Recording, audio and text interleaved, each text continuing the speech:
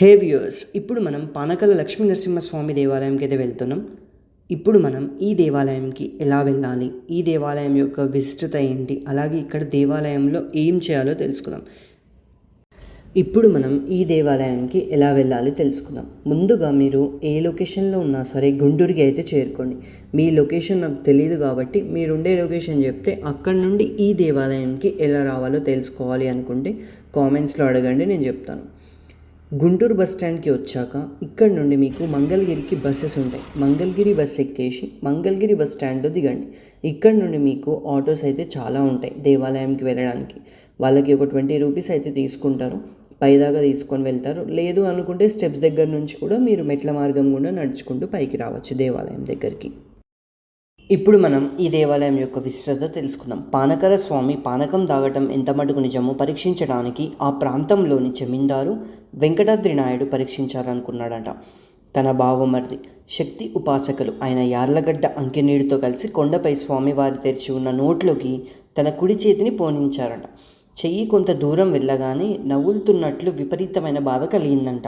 అంకెనీడు గారికి తేళ్ళు పాములు కరిచినంత బాధ కలిగిందంట. వెంకటాద్రి నాయుడు గారు చెయ్యి బయటకు తీయగా చెయ్యి రక్త మాంసములు లేక శల్య విశిష్టంగా ఉండటం చూసి విస్మయం చెందారట. అప్పుడు స్వామి మీద నమ్మకం కలిగి స్వామికి తన శరీరం ఆహారమైందని, తన జన్మ సార్థకమైందని ఆయన ఆలయ గోపురం నిర్మింపజేశారంట. మంగళగిరిలో 3 నరసింహస్వామి ఆలయాలు ఉంటాయి.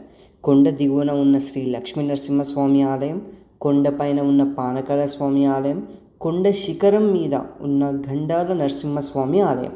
కొండ దిగున ఉన్న ఆలయంలో శ్రీ లక్ష్మీ సమేత నరసింహస్వామిని భక్తులు దర్శించుకోగలరు. హిరణ్యకిశపుని వధించిన అనంతరం శ్రీ నరసింహస్వామి భయంకర రూపంతో రౌద్రంగా అందరికీ భీతి కొలుపుతూ ఉన్నారు. దేవతలంతా ఆ దేవదేవుని శాంతించమని ప్రార్థించిన ఫలితం కనపడలేదు. శ్రీ లక్ష్మి ఇక్కడ తపస్సు చేసి స్వామికి అమృతం సమర్పించింది.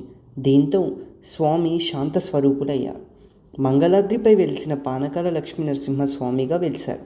స్వామివారికి భక్తులు కృతయుగంలో అమృతాన్ని, త్రేతాయుగంలో ఆవు నెయ్యిని, ద్వాపర యుగంలో ఆవు పాలను సమర్పించారు. కలియుగంలో బెల్లపు పానకాన్ని సమర్పిస్తున్నారు. పానకల స్వామి ఆలయంలో లోహంతో చేసిన స్వామి ముఖం మాత్రమే తెరిచిన నోటితో దర్శనమిస్తుంది. భక్తులు స్వామికి సమర్పించే పానకాన్ని పూజారి గారు ఇక్కడ స్వామి నోట్లో అయితే పోస్తారు. పానకం సగం అవ్వగానే గుట్క వేసిన శబ్దం వస్తుంది. ఇంకా పానకం పోయటం ఆపి మిగతాది భక్తులకు ప్రసాదంగా ఇస్తారు. ఈ పానకాన్ని కొండపైన పూజారులే తయారు చేస్తారు. ఇక్కడ ఇంత పానకం ఇక్కడ దేవుడికి ప్రసాదంగా ఇస్తున్న ఈ దేవాలయంలో ఒక్క చీమ కూడా కనిపించకపోవటం విశేషం.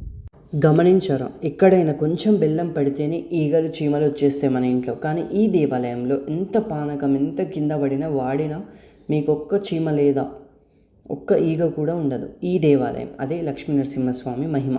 లోపలికి వెళ్ళడానికి మరియు పానకం స్వామివారి కోసం 100 రూపీస్ టికెట్ మరియు ఒక 60 రూపీస్ ఏమో పానకం తయారు చేసిన వాళ్ళకి టికెట్ ఉంటుంది. ఈ టికెట్స్ తీసుకున్నాక లైన్లో నుంచొని ఉంటే గర్భగుడిలోకి వెళ్ళే పంతులే ఒక వెండి లోటాతో నరసింహస్వామి గుట్క వేసేదాకా పోసి ఒకసారి శబ్దం రాగానే ఆపేస్తారు. ఇక మిగతాది మనకి ఇస్తారు. అది మీ కుటుంబ సభ్యులు తాగేయండి. గర్భగుడి నుండి బయటకు వచ్చాక ఇంకా ఇస్తారు. తాగాలనుకుంటే అక్కడ ఇంకా తాగొచ్చు. ఇక్కడ మీరు పానకం ఇంటికి తీసుకువెళ్ళాలనుకుంటే కూడా ఇస్తారు. బాటిల్లో ఉంటే బాటిల్లో ఇవ్వండి, నింపిస్తారు. ఒకవేళ బాటిల్ లేకపోతే అక్కడ వాళ్ళే బాటిల్స్ మీకు అమ్ముతారు. అది తీసుకొని అక్కడ పానకం పోసే పంతులకి ఇవ్వండి, బాటిల్లో నింపిస్తారు.